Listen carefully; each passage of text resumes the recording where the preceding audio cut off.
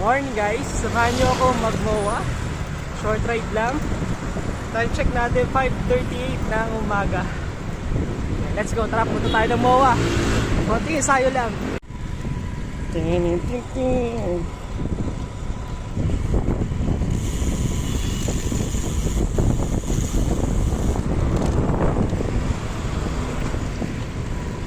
Umagang umaga, oh. Average natin 30, maximum 53. Diba? Palang umaga pa lang. On the way pa lang tayo, guys. Distance natin, ano pa lang yan, 1.47 kilometers. Pero grabe na yung top speed natin, palong-palo na tayo. Tanggal yung ano natin, RD baklas. Yan, update lang guys sa ating mountain peak. Hindi tayo nakapaglipot kanina dun sa may kalsada, pero mabago na yung takbo natin, mga 20 na lang, 15. Bumigay yung RD natin tsaka yung hanger. Ayan, yan yung nangyari. May nabalik kong cogs, ngipin ng cogs. Yan, tanggal guys. Papagulungin na lang natin. Last for today guys. Yan, 5:55 ng umaga. Babalik na tayo ng Mandaluyong. Naka-fix gear tayo guys. Chainless tayo ngayon guys. Chainless. Sheesh! Rolling lang tayo pa uwi. Ito yung RD. Ito yung hanger. Okay lang tayo guys. Okay lang. Buti na lang palusong to guys. Ayun. Palusong.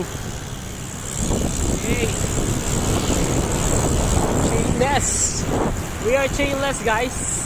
We are not naka-wireless yung chain natin guys. Whee! Ang importante guys, may preno. May preno pa rin. Rolling tayo, pauwi. Tapos pagdating doon sa tulay, tukod. Tutukuran natin to. Okay lang talaga ako guys. Parang naka-skateboard tayo ngayon guys. Naka green light. Tumatakbo pa tayo ng 20 guys. Kita na tayong chain. Dito sa tabi ko yung RD. Kakaibang sopa to guys. RD na yung tinamahan sa akin. Grabe pa.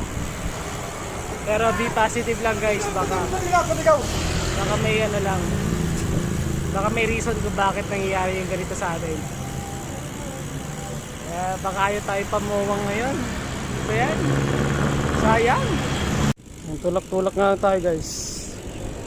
Papa na lang muna. Kakaibang short ride to guys. Diba? What an experience.